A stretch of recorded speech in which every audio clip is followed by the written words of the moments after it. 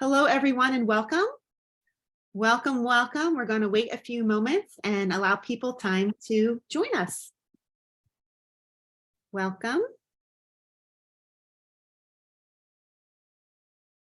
Welcome. Okay, I still see some people joining. We'll wait a little longer.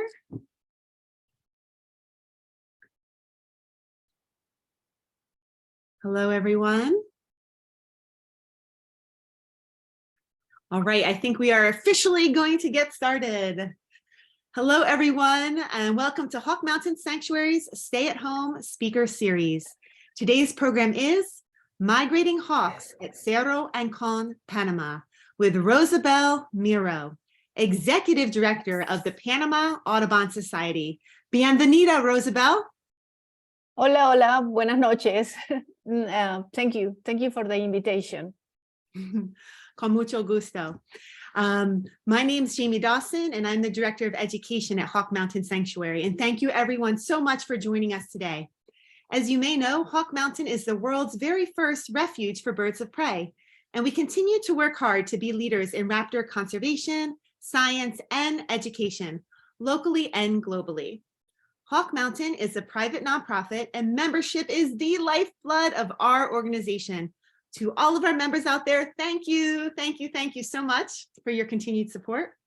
And if you're joining us today and you're not a member, we hope that you consider becoming one in the future. Hawk Mountain also hopes that everyone remains safe and healthy throughout the new year.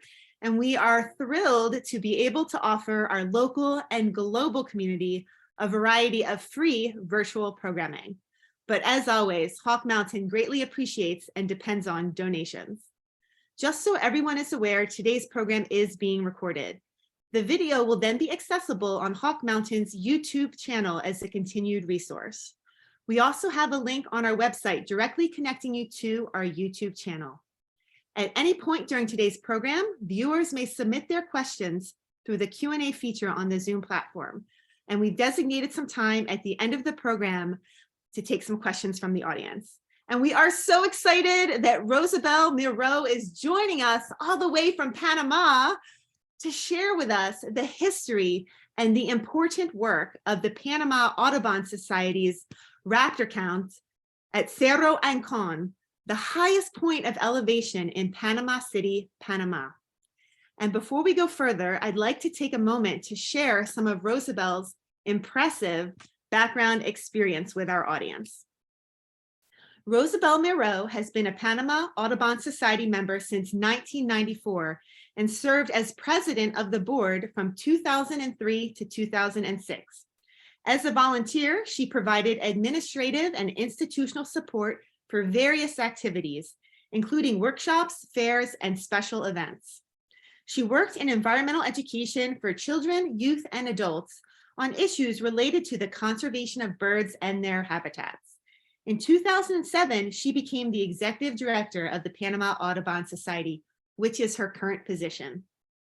She currently represents the Panama Audubon Society on the Panamanian Committee of the International Union of Conservation of Nature, otherwise known as the IUCN, and serves as secretary of the Panama National Wetlands Committee.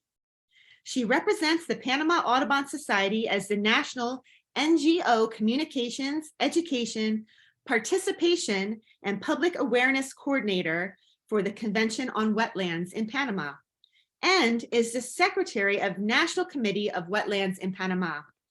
Internationally, she serves as a council member for Western Hemisphere Shorebird Reserve Network and BirdLife International. Rosabel graduated from the Universidad Santa Maria La Antigua, where she majored in business administration and tourism. In 2003, she obtained a master's degree in environmental management from the Universidad Latinoamericana de Ciencias y Tecnología. Rosabel, you have so much experience. You're obviously so passionate about birds and conservation. Your experience is so impressive. Can you share with us how you first became involved with the Panama Audubon Society and what kind of inspired you to dedicate your life to bird conservation? my first outing was owling, and it was a total different experience because even though I studied tourism, everything was related to going to do the regular tourism, to visit cities or to visit historical sites, but not much nature by those days. So when I was invited by the Panama Audubon Society to an owling night, then I was like, yes, why not? This is something different. And that's when I saw my first owl. So that was it. It was like a super interesting experience. And then after that, I was like, you know what? I like this. I want to keep coming to other activities related to bird watching. And that's it. And I still doing bird watching. I love bird watching. So yes, you have to work for conserving them. And sometimes you dedicate more of your time to be doing that instead of bird watching. But once you get in love with birds, it's very hard to get away from them. Yes, and I have to ask you, what was that first owl that just kind of got into your heart? What species? By that night, I didn't have a clue. I just knew that was an owl. And later on, I find out that it was a tropical screech owl, which is one of our common owls around the city and surrounding areas. Wow, thank you so much for sharing that. And of all the things you do, you are such a leader in the field. What is the favorite part of your work? I have so many favorite parts. I enjoy a lot working with kids when we do the environmental education. We have a program called Aulas Verdes, green classrooms. And then when we take kids to the field trips and show them the birds and you know, that's something that I really enjoy a lot. We do a lot of coastal areas monitoring, just to get to know about the numbers of the shorebirds that are coming to Panama, and just to get an idea of how the coastal areas right here in the city are changing, because they are changing. Climate change for us is something that you could see is happening. So then those are my two favorite things: to do bird watching, obviously, and to work with kids. I love it. I love it. Rosabel, thank you so much. I think everyone is excited for your presentation. So I'm going to turn it over to you. Okay, let me just share my screen. Let me do this. Let me see how I do this. Wait a second. Let's go. This, and then do I have it? Let me see. Here. Okay, yeah, there. Here we go. And then there. Okay. I'm gonna talk about migratory raptors in Panama City and what we have been doing since 2004 for getting to know more about the raptor migration here in Panama. And that picture that you see there is one of those very heavy days, very busy days in Cerro Ancón. As it was told before, Cerro Ancón is a hill that is about 200 meters high in Panama City. Is a place where if you are in the city, you could easily see this hill. And then that's where we have been doing our raptor counts since 2004. A little bit about the history of raptors migration in Panama. It's coming from this book that was written by a guy from Spain that in the 1526, when the Spanish people were in Panama creating the new cities, for the Americas, this guy was Indarian, and he was a writer.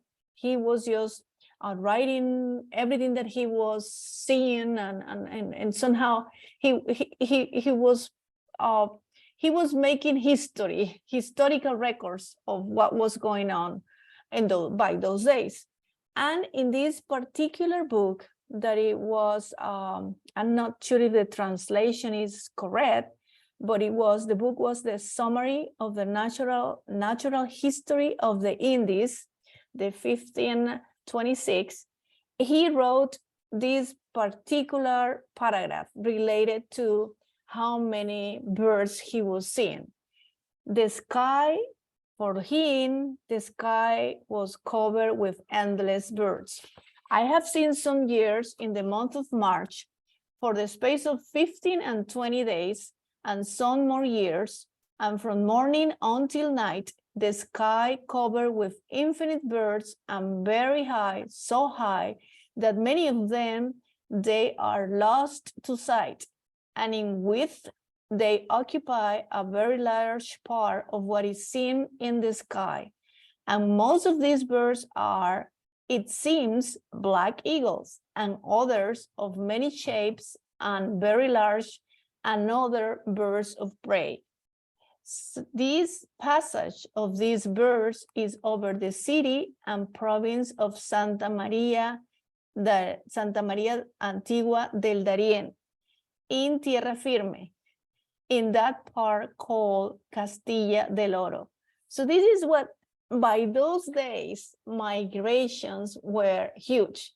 So these haven't changed through several centuries.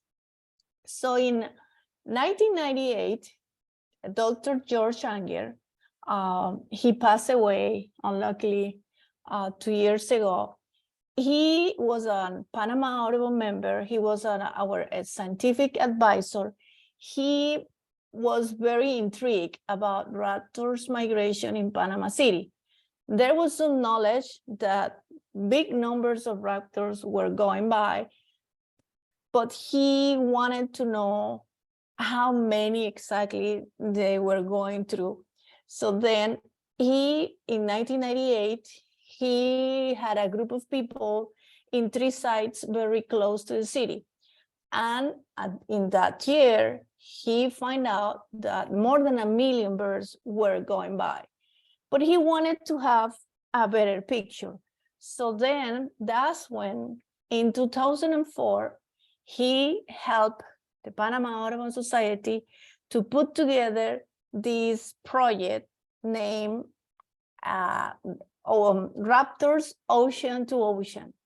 And this project was supported by Hog Mountain.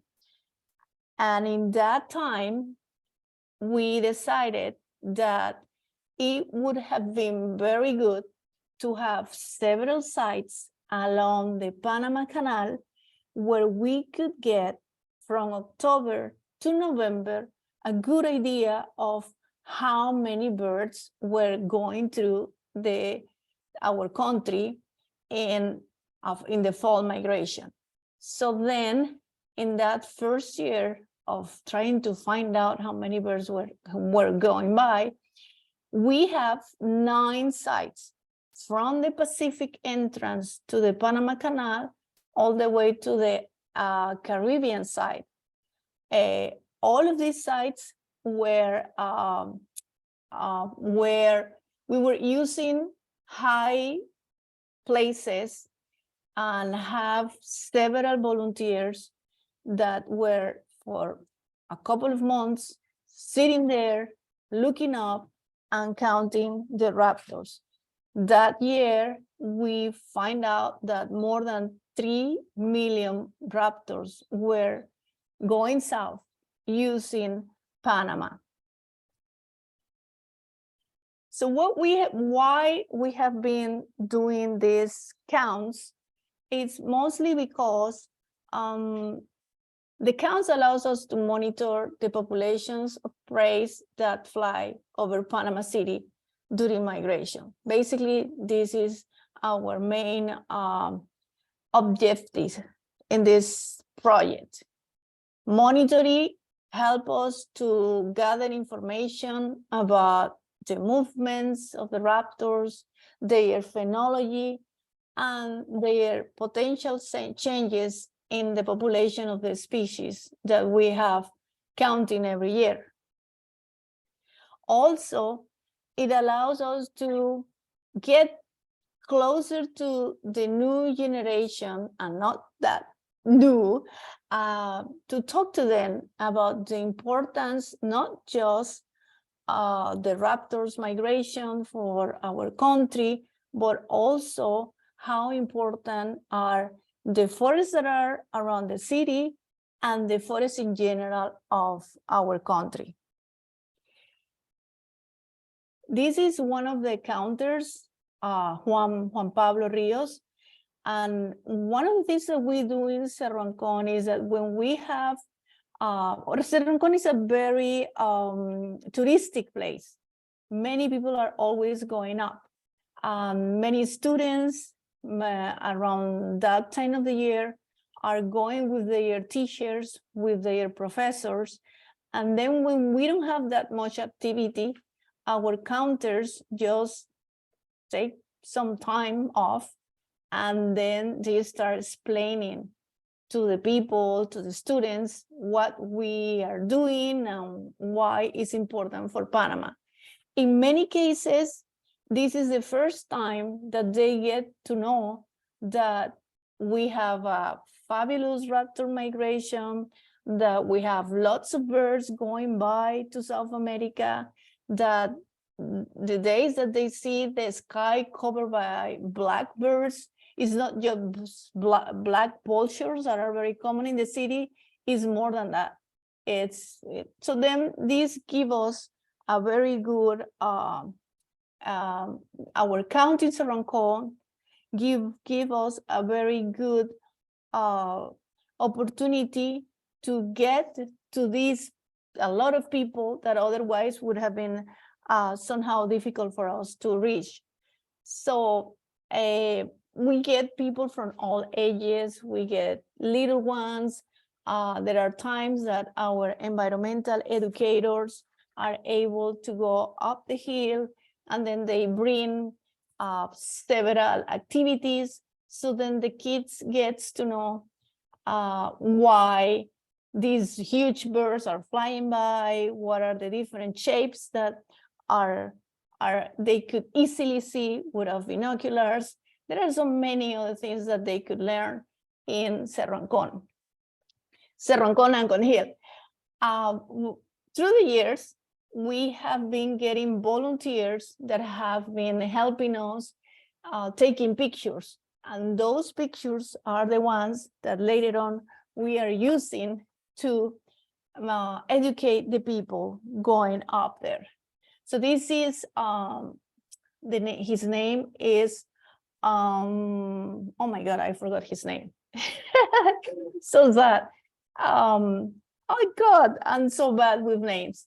And he has been counting raptors. He has about 8 years counting. Ariel Aguirre has been counting raptors, and he's so enthusiastic about that, that every time that he has an opportunity that there are not that many birds going by, he loves to be teaching what he is doing. And we have kids from the school, we have kids from high school, we even have students from universities that every year are coming to Cerro Ancón to get to know more about raptor migration in Panama.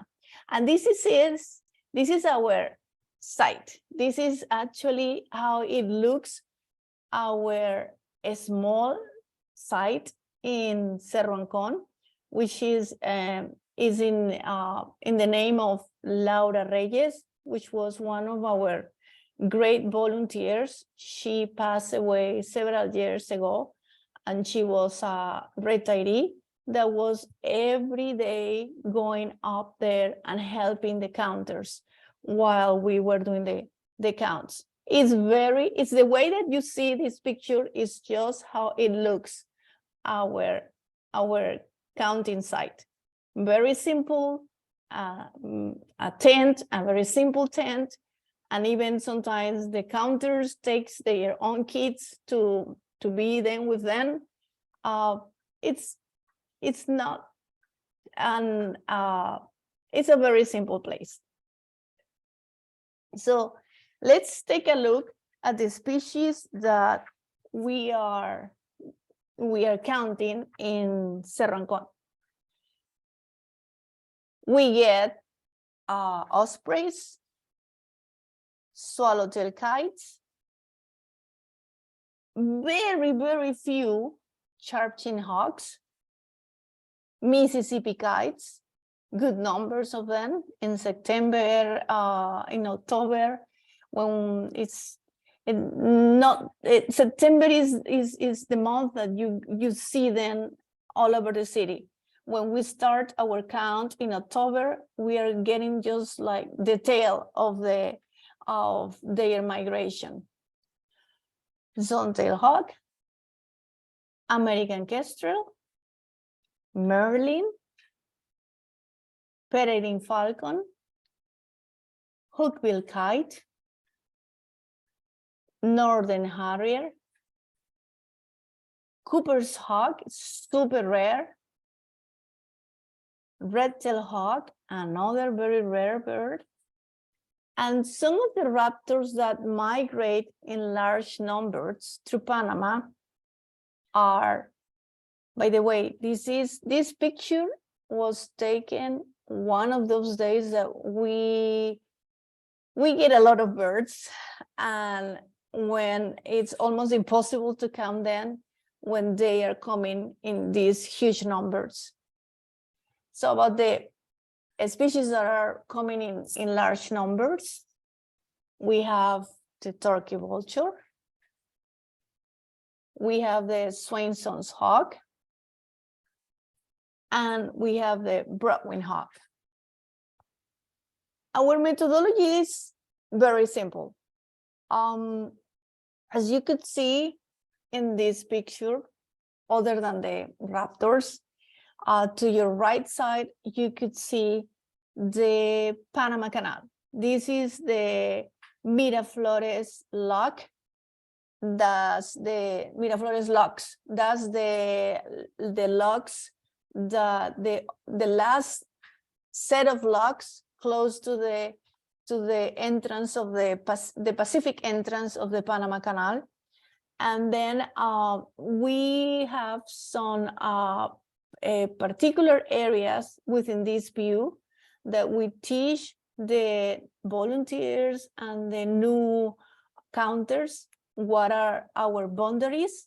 And then when they are counting the raptors, they could write down if the birds are coming north, if the birds are going above, or if the birds are within our count area.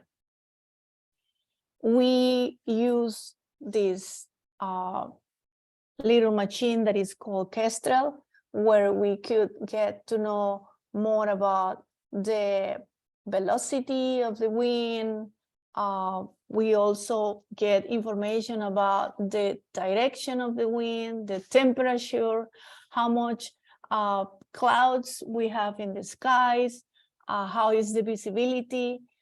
All of this information, we put it down every hour in these particular data sheets that are used every day of our almost 50 days count. Also, for counting the raptors, the counters are several clickers, and sometimes you see them using 3 or using even 4 clickers. So in this way, they start getting counting the raptors when they are passing by. We relied on volunteers. Volunteers sometimes are not right away counting. They start helping with collecting the data hour by hour, or sometimes they are helping us with people coming and asking questions. Sometimes they are just there advising us, oh, the birds are coming south, oh, the birds are coming north. So sometimes in Cerro Ancón, because we are in an area that the visibility is not perfect, then because we are surrounded by forests, sometimes we don't see when the birds are coming until we have them right above us. So it's very important for us having volunteers helping us in different ways. Then obviously the counters are what are the heart of our count. We relied on having 2 counters per day. It's very important to have 2. One counter, it's not good for us because sometimes we get so many birds that, and coming from different directions, that is not a good idea just to have 1 counter. Many of the kids that you see in these pictures have been helping us for several years. One of them has been with us since 2004, another one since 2006, and the one that is the new one has been counting with us, helping us for the last 6-7 years. So they have a lot of experience helping us counting the raptors. And a little bit of the totals. Before I mentioned that we have 3 species that are the ones that they are coming in big numbers. So this chart shows you all of the species from 2004 to 2009. And you could see how we have been getting big numbers in 2013, 2014, 2015, and 2018. We don't have the data in Cerro Ancón. We were not counting in 2020. Cerro Ancón was closed. By all protected areas in Panama were closed when we have COVID. So it was impossible for us to go up to Cerro Ancón to count the raptors that year. What we did that year is to use a hotel that is close by. We went up to the top, to the roof of the hotel, and we were doing our count that year. It was close to Cerro Ancón, but it was not Cerro Ancón. And year 2021 and last year, we were able to go back to Cerro Ancón. And that data is not reflected here. But we have been counting all of this time. Then talking about the 3 species that are that are coming in large numbers, the turkey vultures, the Swainson hawks, and the broadwing hawks. In this chart, you could see how the turkey vultures has been most of the time being #1 in all of these years. We have been always getting lots of turkey vultures. This chart shows you how turkey vultures have been how they have been how you say this in English, it's going up and down, up, and we haven't been yet done the analysis of all of the data. Dr. George Anger and actually my husband, they were in charge of analyzing the data. And then because he passed away, we haven't been doing the analysis that we wanted to do. So the data is there. We need to start analyzing all of the data that has been collecting almost for the last 20 years. This is the information about the broadwing hawks. You could see how variable has been seen. There are years with a lot of them and then going down, and there is a lot of variability there. And this is a chart for the Swainson's hawk.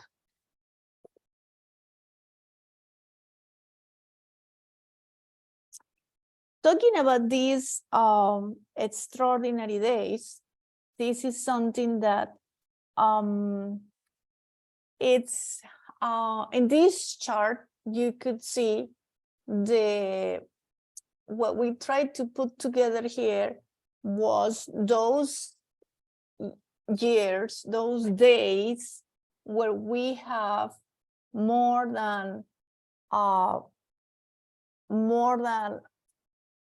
400,000 birds in one day. And one of the days that you could see that it was like an exceptional day, extraordinary day, was November the 2nd in 2004. That day, we have a total of 2 million birds in one day. That I was there in Cerro Ancón when the whole thing started. We were called by the counters because we knew that many birds were coming from the Atlantic area. In Panama, the raptors that we are getting in the Pacific of Panama in the city, they enter Panama from the Caribbean side, very close to Costa Rica. These birds, most of them that we are counting in the city are the birds that have been seen in Quecolde in Costa Rica, which is in the Caribbean side of Costa Rica. They enter Panama in the Caribbean side, and somehow in central Panama, they cross, and those are the ones that we count in the Pacific of Panama in the city. So in November the 2nd of 2014, we knew from our friends, from the community members of this area in Panama, this province that is called Bocas del Toro, which is very close to Costa Rica, we knew that there were a lot of birds coming to Panama, to the city. That day, friends the day before and 2 days before were letting us know that there are a lot of birds, coming your way, so be prepared. Well, that day was, since the first hours of the day, we started getting lots of birds. The counter call us, call many other skillful people that could help them. And we have a blast that day. It was just continuous migration. And at some point, there was a little bit of rain. And then as soon as it was shiny again, the birds kept coming. And we were so thrilled, we were so excited, we were so happy because so many birds all over that no one was thinking about the airplanes. What happened in Panama City is that close by to the city, we have our major airport, Tocumen Airport. And now that we have more planes coming to Panama because we are the hub of the Americas, that was a huge disaster for them, having that many raptors migrating in Panama City. We were told later on that they have to send airplanes to Colombia, to Costa Rica, to other areas because it was impossible to land in Panama City because the migration that we had.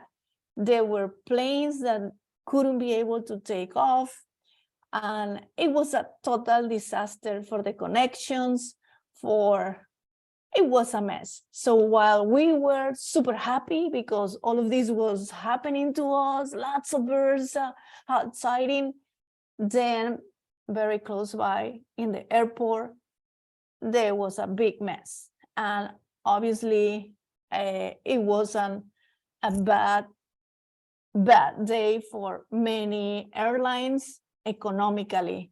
It was not good. So one of the things that you could see in this chart, if you're planning to come to Panama City, and you want to know when is the best time to come, well, the third week of October and the first week, from the third week of October to the first week of November, that's the time. If you want to see lots of birds, lots of raptors going by Panama City, that's the time that you could enjoy a nice migration. And talking again about Tocumen International Airport and what we have been doing with them. We have been helping them, giving them some advance warning. And how does it work? In 2013, Civil Aeronautics Authority, they talked to us and they were talking about what about if we create some sort of a chat group, WhatsApp group, and when you see lots of birds, you let us know. So then the airport gets to know at least a little bit of advance warning that there are a lot of birds coming. One of the things that we use in Ancon Hill is hot count. The data that is in the hot count website give us a good idea of what's coming to our way. We pay attention of the birds that are passing through Chichicatzle and Cardel in Mexico. And now we have a good idea that about from 10 to 14 days, many of those birds, if the conditions are good, no hurricanes around, no big storms in Central America, many of those birds will be coming to our way. So when we see that there are huge numbers, then we know that we have to be planning to have an additional counter in case that there is a potential big day for us. So then we plan to have someone on call in case that we have one of those days. So then once the birds enter Panama in the Bocas del Toro area, we have several community members. We have even people that are living in the islands of Bocas del Toro and businesses that are friends of Panama Audubon, schools, teachers also. We have several people that for all of these years has been letting us know that, and even sending videos and sending WhatsApp messages, letting us know that are coming. Lots of birds are coming. And it depends of how good is the weather by those days, that the birds that have been seen in Bocas del Toro could be in Panama City, in Ancon, in one day. If the weather is not that good, they could take up to 2 days to get to Ancon Hill. Once they are in Ancon Hill, once they cross the canal, the Panama Canal, and they pass above us and around the city, it takes few minutes to fly through the Tocumen airport. So those few minutes that sometimes are 14 minutes or even less, that's at least a little bit of time for them, for the people in the airport, to get to know that they will be having a difficult day or they will be having some airplanes not taking off, or at least they are able to advise the planes that are coming that they have to be they have to pay attention of what's going on, because there is some migration passing by.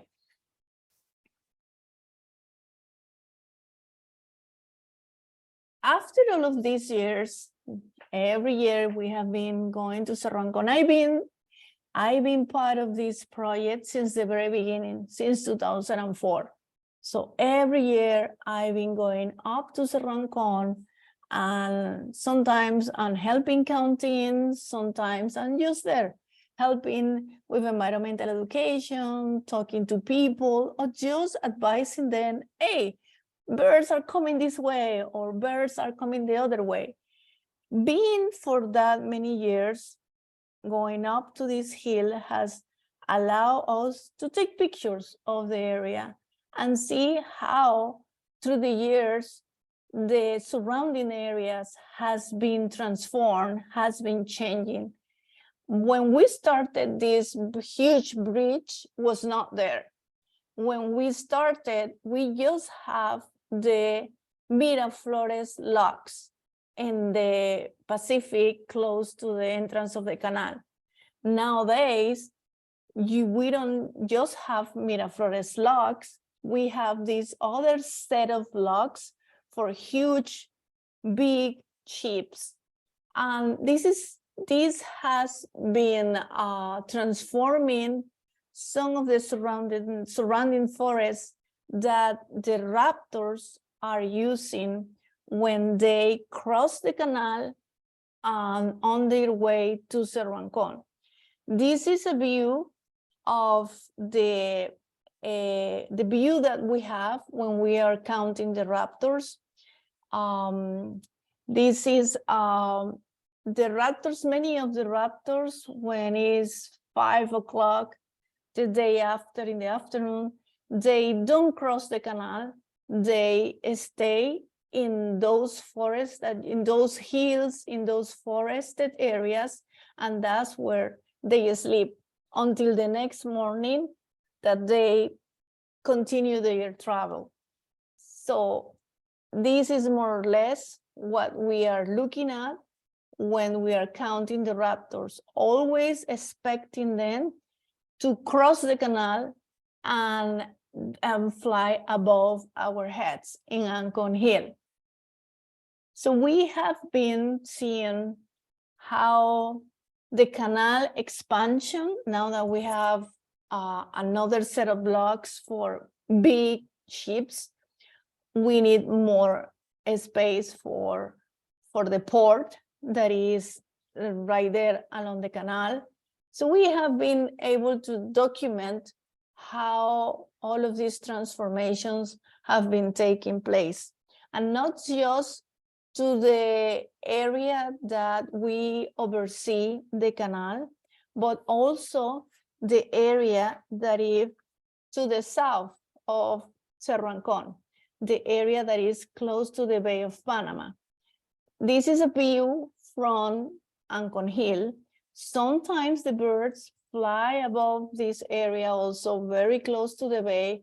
Actually, they fly on above the Bay of Panama, and those are the birds that sometimes, if we are not paying too much attention, we could miss them because of the visibility that we have in Ancon Hill. Ancon Hill is a nice forested hill, so sometimes you don't get to see everything, all of the birds that are passing by. So this picture is from 2008. By 2017, we have a new road right there on the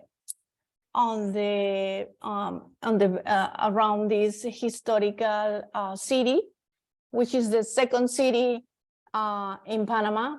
The first city in Panama was to the east, and then when a pirate burned the city moved to this area close to Cerro Ancón. So this area is called Casco Viejo, and these people that are living in Casco Viejo also enjoy the raptors migration, and the city in general in Panama enjoys the raptor migration. So this is one of the beauties of Panama City.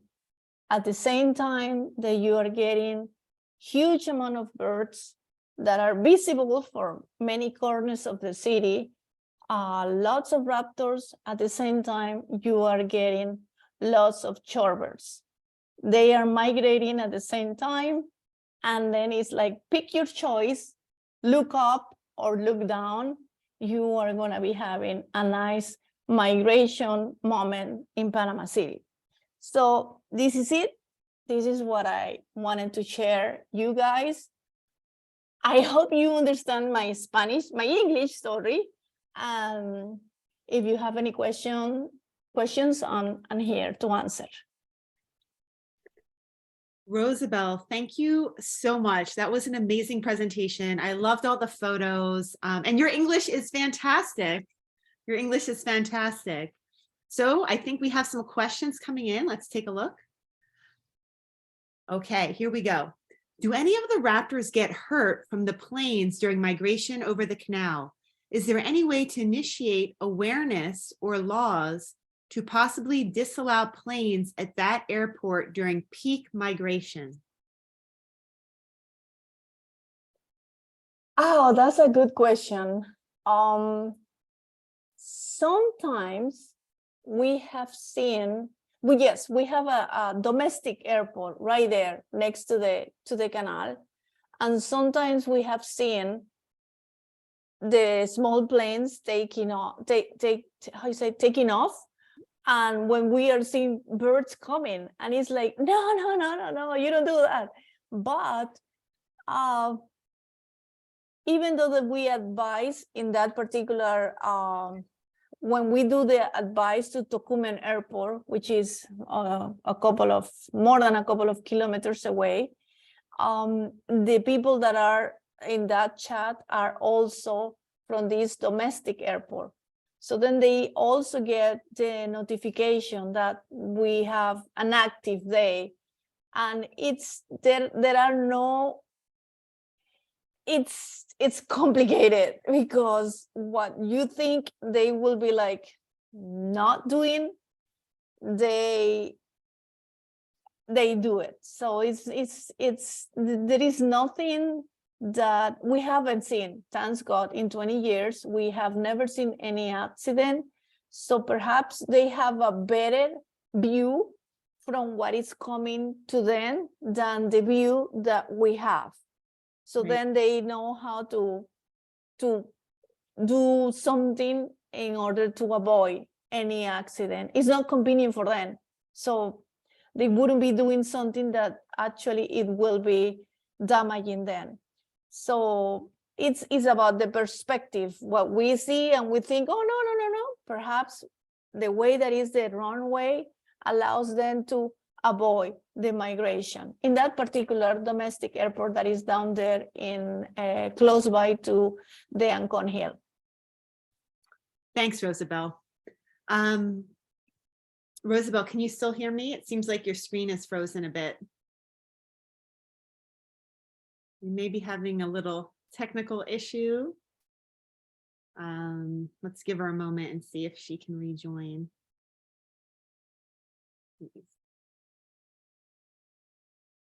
Excuse me for one moment.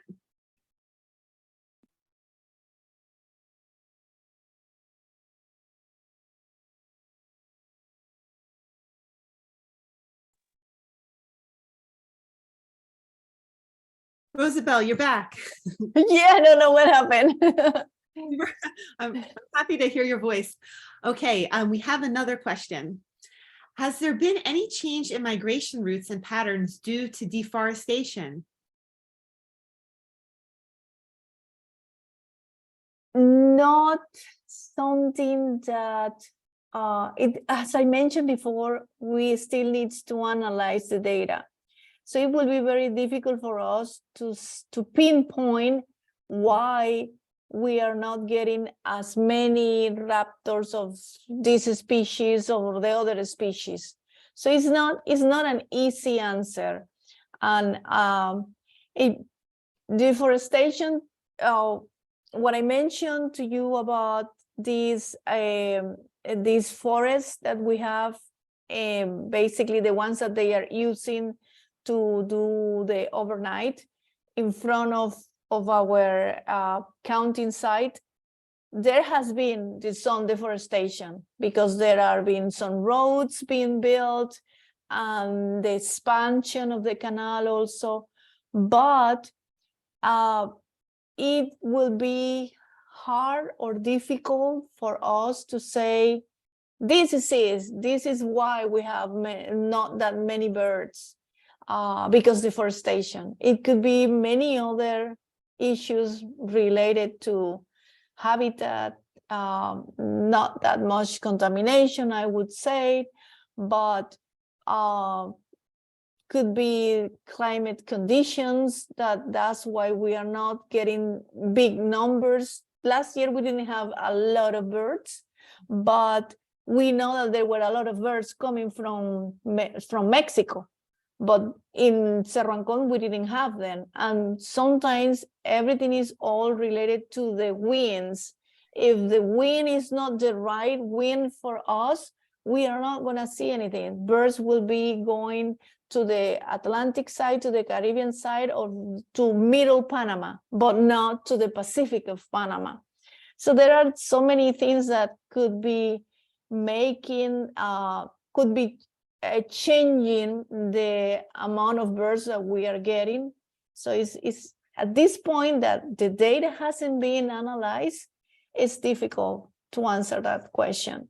Sure, it's complicated. And I noticed when you were speculating on, potential threats of raptors in Panama, you didn't say direct persecution from people.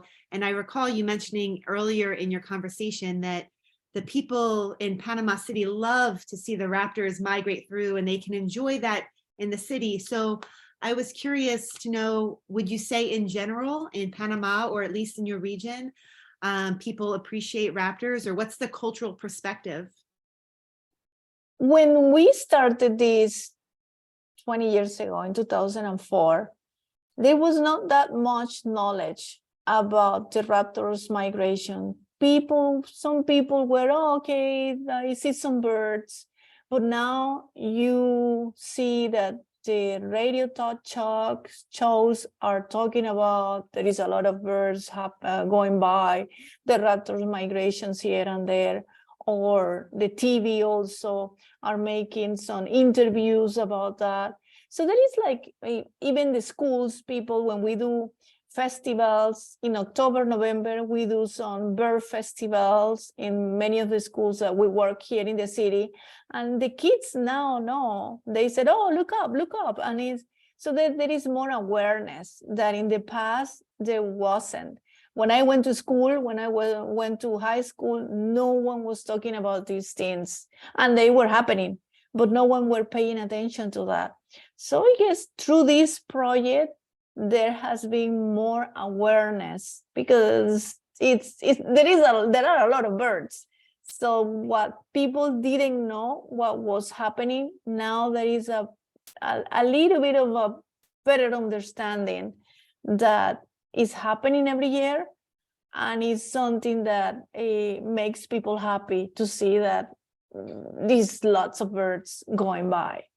I'm sure you're being very humble, but I'm sure all the education projects that you initiated, to spread awareness have had a huge impact. So thank you so much for all the important work you're doing.